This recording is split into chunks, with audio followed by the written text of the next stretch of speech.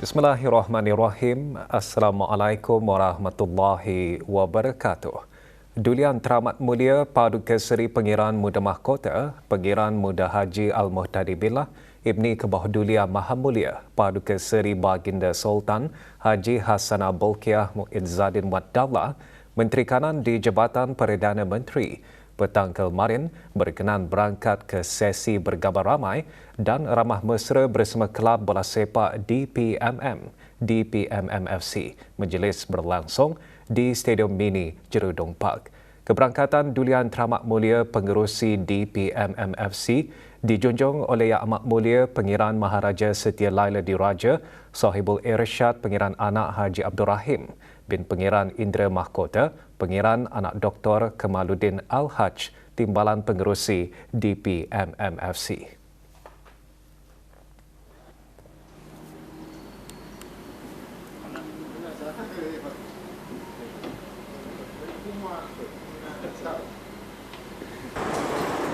Dulian Teramat Mulia berkenan bergambar ramai bersama para pemain, pegawai dan kaki tangan kelab.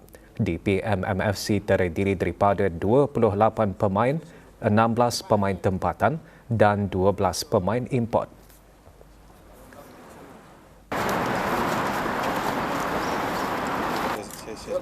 DPMMFC akan meneruskan saingan di laman sendiri Sabtu ini menentang Kuching City FC bagi saingan Piala Malaysia.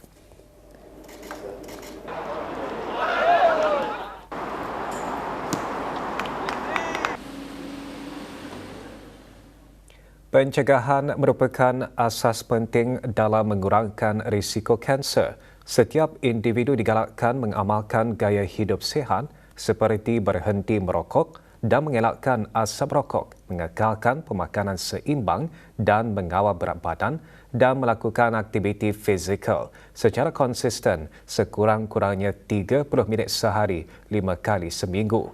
Menteri Kesihatan menggariskan perkara tersebut dalam perutusan sempena sambutan Hari Kanser Sedunia.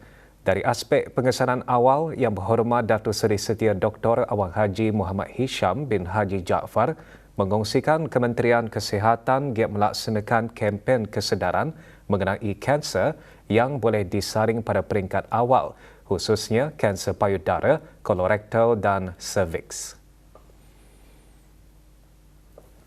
Melalui program pemeriksaan kesihatan kebangsaan, pemeriksaan saringan disediakan secara percuma kepada semua warga negara dan penduduk tetap negara Brunei Darussalam.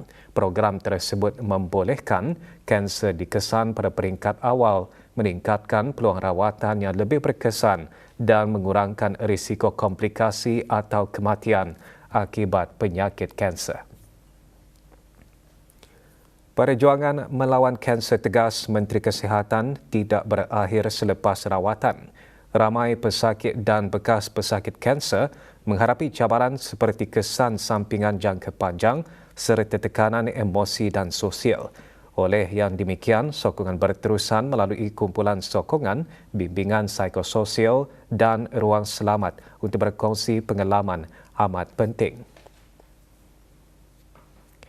Kementerian Kesihatan juga akan terus memperkukuh pendekatan penjagaan kanser yang lebih inklusif dan berpusatkan pesakit, termasuk menangani cabaran akses rawatan serta beban kepada pesakit dan keluarga.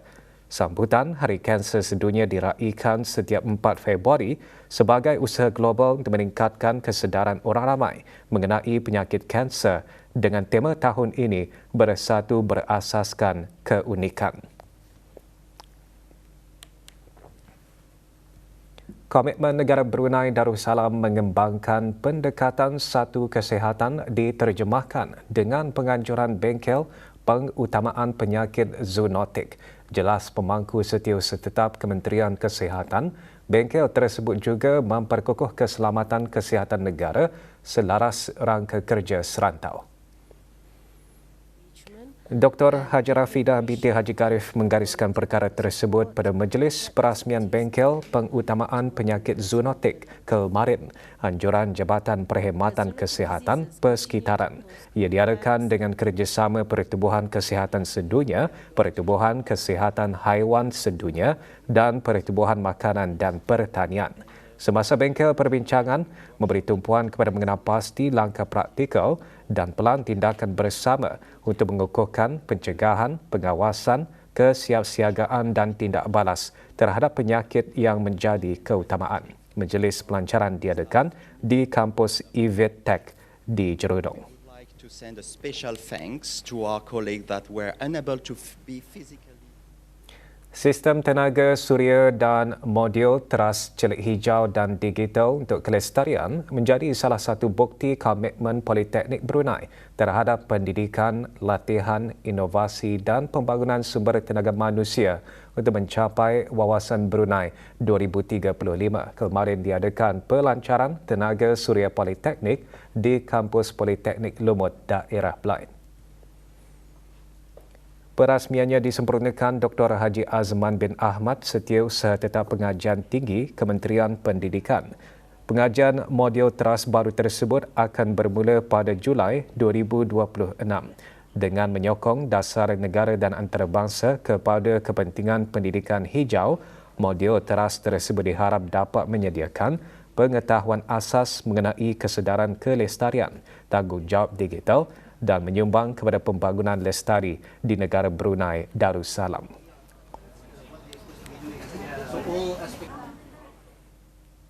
Dua 20 peserta diraikan setelah menamatkan program latihan khas Instructor Development Training bagi Tentera Udara Diraja Brunei TUDB. Majlis penutupan program berkenaan berlangsung petang kemarin di Kementerian Pendidikan. Penyampaian sijil disempurnakan oleh Dr. Syamsiah Zuraini Kancanawati binti Haji Tajuddin, Setiausaha Pendidikan Teras Kementerian Pendidikan. Program dirangka khusus bagi meningkatkan keupayaan tenaga pengajar TUDB dalam merancang, melaksanakan dan menilai sesi latihan secara lebih berkesan, sistematik dan berimpak melalui kurikulum yang merangkumi 10 modul khusus.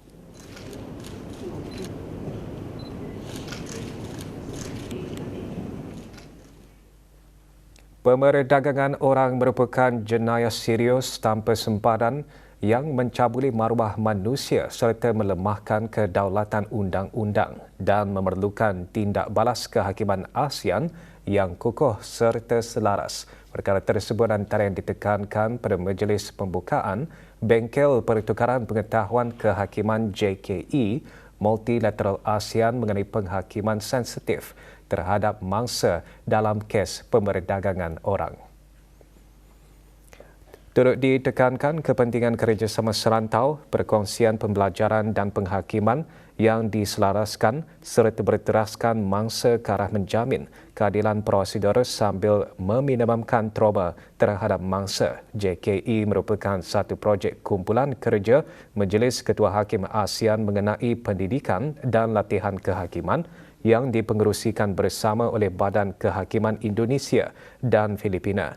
Inisiatif seumpamanya mencerminkan komitmen bersama Badan Kehakiman ASEAN untuk memperkukuh tindak balas kehakiman terhadap pemerdagangan orang melalui pendekatan berteraskan mangsa dan hak asasi. Bengkel berlangsung di sebuah hotel di Ibu Negara.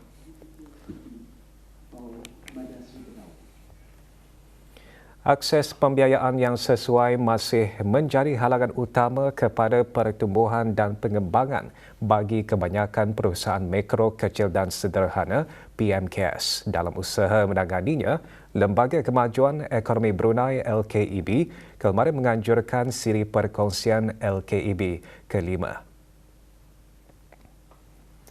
Siri dianjurkan melalui kerjasama tiga pihak iaitu antara LKEB, Bank Usahawan dan Dewan Perniagaan dan Perusahaan Melayu Brunei.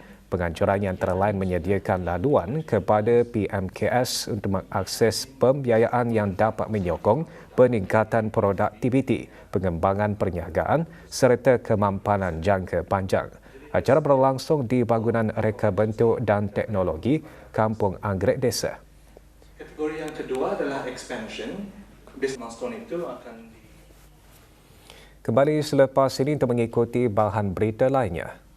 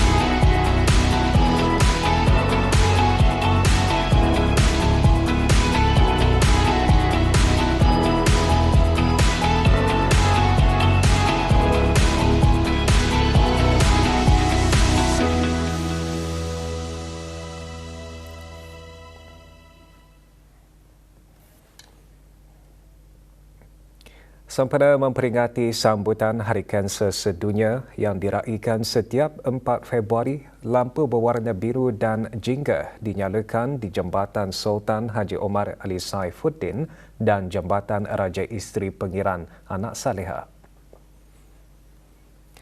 Lampu dinyalakan sehingga 8 Februari dari pukul 7 malam hingga 5 pagi. Penyalaan lampu bertujuan bagi meningkatkan kesedaran orang ramai mengenai penyakit kanser.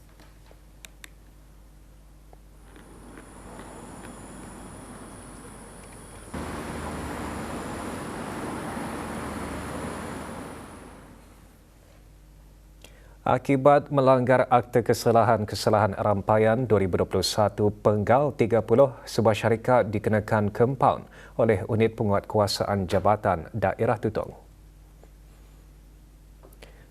Syarikat Jafar Ali Sendirian Berhad di Kampung Petani Tutong dikompaun $1,000 Brunei kerana membuang dan melonggokkan sampah di tempat awam. Jika gagal membayar kompaun tersebut dalam masa 7 hari, syarikat berkenaan boleh dihadapkan ke mahkamah. Orang ramai pihak syarikat dan pemilik premis perniagaan diingatkan agar sentiasa menjaga kebersihan alam sekitar, khususnya di kawasan premis perniagaan dan kawasan awam dengan tidak membuang, melonggokkan atau meninggalkan apa jua jenis sampah sarap. Syarikat Minyak Brunei Shell Sendirian Berhad BSP memaklumkan sebahagian jalan tengah seria bermula dari stesen minyak Rozana hingga ke pusing keliling Anduki dibuka semula pada pukul 6 pagi tadi. Pembukaan semula jalan tersebut dibuat susulan penilaian risiko dan langkah-langkah mitigasi yang telah dilaksanakan. Usaha pemulihan bagi menguruskan insiden operasi di Terminal Minyak Mentah Seria Scott masih diteruskan dan menunjukkan perkembangan yang baik. Keraan adalah terkawal dan BSP akan terus memantau situasi tersebut secara aktif. Peralatan tidak balas kebakaran akan kekal kelihatan di sepanjang laluan jalan sebagai langkah berjaga-jaga sementara kerja-kerja pemulihan diselesaikan. BSP dalam pada itu ingin merakamkan setinggi-tinggi penghargaan kepada para penduduk dan pengguna jalan raya atas kesabaran, kefahaman serta sokongan yang diberikan. Sebarang pertanyaan, hubungi Pegawai Perhubungan Awam BSP di talian 8777 449.